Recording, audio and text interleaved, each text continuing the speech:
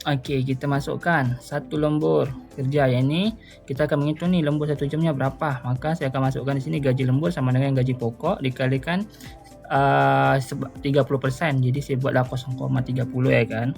Baru lembur 2 jam. Saya buat perihal yang sama. Dikarenakan dia meminta untuk lemburnya itu di 32%, maka saya membuat gaji lembur sama dengan gaji pokok dikalikan 0,32. Begitu juga dengan lembur 3 jam. Lembur 3 jam hitungan dia 34%, maka gaji lembur sama dengan gaji pokok dikali 0,34. Dan seterusnya ialah lembur 4 jam. Gaji lembur sama dengan gaji pokok 0.36 kerana dia 36%. Okey, dan kita akan menghitung di lembur 5 jam. Okey, maka di sini kita akan membuat gaji lembur sama dengan gaji pokok dikalikan 0.38. Dikarenakan 38%, jadi saya buat 0.38. Okey, setelah selesai semua untuk penginputan gaji lembur semuanya ini, maka dia akan masuk di bahagian untuk penginputan total penghasilan sama dengan gaji pokok ditambah gaji lembur. Maka dia akan keluar total penghasilan dan selesai. Itu sajalah untuk flowchart kali ini. Saya M. Fauzi Rizkan, semester 1 Prodi Sistem Informasi. Saya dari UT UPBJJ Medan. Terima kasih.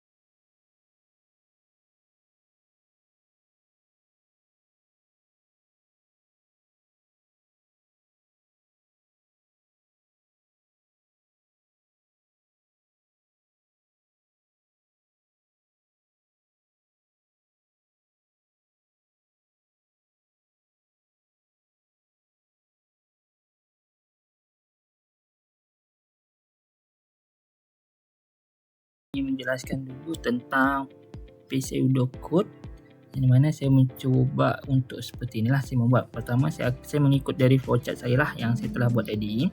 Okey, so kita akan mulai dari start dan saya akan membuat input golongan jam lembur.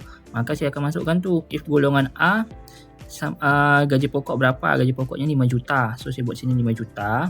Okey, lepas tu else if golongan B, then gaji pokoknya itu 6.500.000 ya kan. Lalu setelah itu as if golongan C, seterusnya gaji 9.500.000. Maka selesai ni saya inputan golongan. Okey, so saya end di sini. Okey, dan setelah itu saya akan masukkan untuk apa namanya nih, kasus gaji lembur lah. Yang dimana kan lembur itu ada yang 30%, 32%, 34%, 36%, dan 38%. Maka untuk yang pertama sih, lembur yang pertama nih, so saya masukkan sini, yang ini case 1. Gaji lembur sama dengan gaji pokok dikalikan 30% tuh. Maka di sini perkaliannya 0,30. Dan yang untuk lembur 2 jamnya itu, ini lembur 2 jam, maka di sini gaji lembur sama dengan gaji pokok 0,32. Nah, berarti ini kan dia 32%, jadi saya buat di sini 0,32. Dan untuk yang 3 jam pula di sini saya masukkan juga benda yang hal yang sama. Gaji lembur sama dengan gaji pokok 0,34%, karena dia 34%. Okey, cash. Untuk yang lembur 4 jam itu, maka saya masukkan gaji lembur sama dengan gaji pokok 0,36, karena dia 36%. Dan untuk yang terakhir ialah 5 jam itu, gaji lembur sama dengan gaji pokok ni tertekan, dia 38%, berarti 0,38. Maka selesailah dia, and select. Okey, saya akhiri dengan bahagian jam lembur. So saya akhiri dengan and select. Maka kita akan melihat untuk total penghasilan, gaji pokok dan gaji lembur. Maka output nanti akan keluarlah total penghasilan, dan selesai. Itu sahaja untuk pseudocode-nya. Tapi nanti saya akan coba untuk membuat kayak Java-nya lah sekalian ya. Nanti setelah ini kita sambung di video seterusnya. Okey, so ini kita sambung lagi untuk yang saya mencoba untuk menggunakan Java lah. Dari hasil pseudocode tadi tu yang dah selesai, so saya masuk ke bahagian Java. Maka di sini ini saya punya codingan. Saya menggunakan Java Util Scanner, dan public class yang membuat di sini ialah tugas 1 lah untuk nama file dia tu kan. Baru masuk public static void untuk biasa, and then di sini saya akan masukkan string golongan, in dia jam, gaji pokok dah berapa persen, 0% semualah. Dan masuk ke bahagian sistem outprint. Di sini saya akan membuat masuk golongan A, B, C. Okey, dan next di sini saya masukkan jam lembur. Maka seterusnya di sini saya akan memasukkan gaji pokok lah.